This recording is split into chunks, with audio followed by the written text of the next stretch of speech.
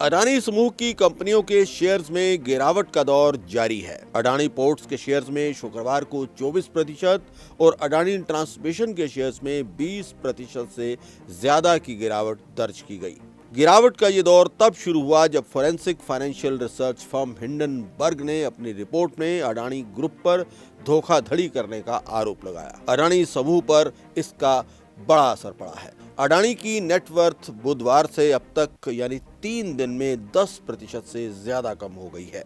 Bloomberg billionaires index के मुताबिक अडानी को लगभग 1,44 करोड़ रुपए से ज्यादा का नुकसान हुआ है। अडानी की कंपनियों की मार्केट कैप कम हो गई है, जिसके चलते निवेशकों को 2,75,000 करोड़ से ज्यादा का नुकसान हुआ है। Forensic financial research firm Hindenburg ने बुधवार को जारी रिपोर्ट में बताया था कि अडानी ग्रुप की सभी 7 प्रमुख लिस्टेड कंपनियों पर काफी ज्यादा कर्ज है। ग्रुप की सभी कंपनियों के शेयर 85% से ज्यादा ओवर वैल्यूड भी हैं। अडानी ग्रुप ने शेयरों में हेरफेर की है और अकाउंटिंग में भी धोखाधड़ी की गई है। हिंडनबर्ग के मुताबिक अडानी ग्रुप कई दशकों से मार्केट मैनिपुलेशन, अकाउंटिंग फ्रॉड और मनी लॉन्ड्रिंग कर रहा है। अडानी समूह की टोटल नेटवर्थ अब 97.5 बिलियन डॉलर यानी 7.76 लाख करोड़ रुपए की रह गई है।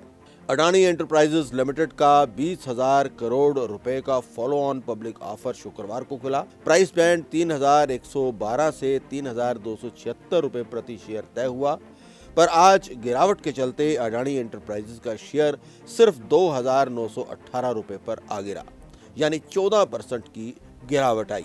फोर्ब्स के अमीरों की लिस्ट में अडानी ग्रुप के मालिक गौतम अडानी चौथे नंबर से खिसककर अब 7वें नंबर पर आ गए हैं।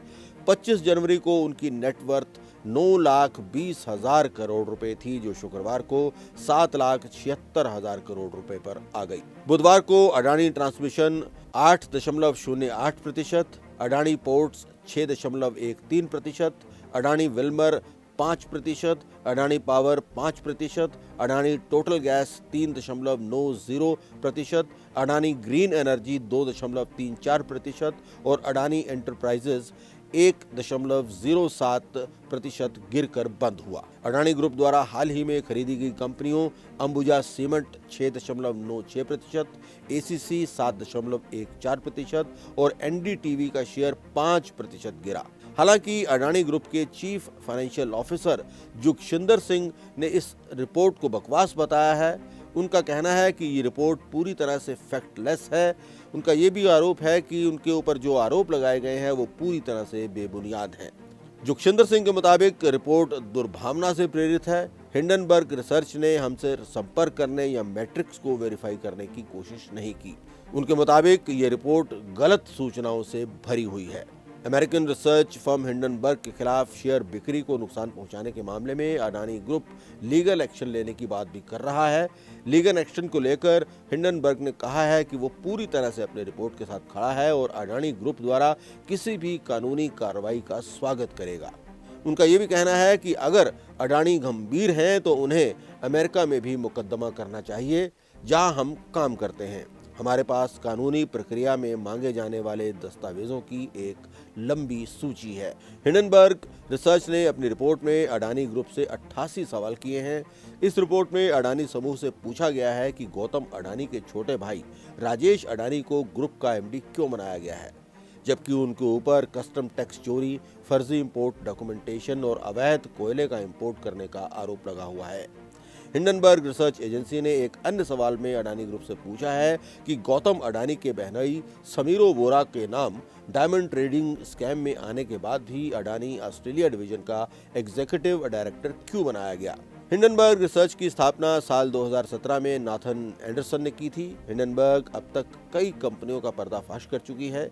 इस कंपनी का नाम 6 मई 1937 में हुए हाई प्रोफाइल हिंडनबर्ग एयरशिप हादसे के नाम पर रखा गया था। ये दुर्घटना अमेरिका में न्यू जर्सी के मैनचेस्टर टाउनशिप में हुई थी। हिंडनबर्ग रिसर्च किसी भी कंपनी में हो रही गड़बड़ी का पता लगाती है, फिर उसके बारे में रिपोर्ट पब्लिश करती है। ये एक फोरेंसिक फाइनेंशियल रिसर्च फर्म है जो इक्विटी, क्रेडिट और डेरिवेटिव्स को एनालाइज करती है। सत्ता पक्ष के साथ अपनी नजदीकियों के लिए जाने जाने वाले गौतम अडानी देश के सबसे धनी व्यक्ति हैं, साथ ही विवादों से भी घिरे हैं। हिंडनबर्ग रिसर्च की रिपोर्ट ने जहां अडानी समूह को करारा झटका दिया है, वहीं भारत के कॉरपोरेट जगत के ऊपर भी कई सवाल खड़े कर दिए हैं।